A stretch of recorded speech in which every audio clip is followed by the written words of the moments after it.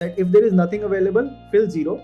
But if the data before and after this particular field has certain values, fill something in the middle, which is the average of both of them. Okay, thank you. Okay. So what this does is it ensures that nothing is blank, because an ML model cannot understand blank. It can understand 0, it can understand a numerical value, but it cannot understand blank. So you fill that. There is a lot of scaling and normalizing of data which is required.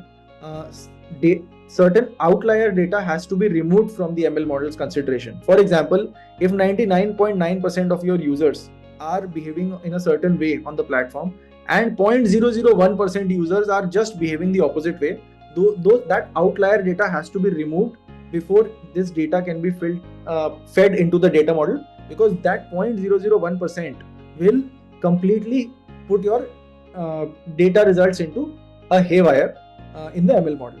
So all that is done in data extraction, data cleaning. There is a lot of joins that need to be put in.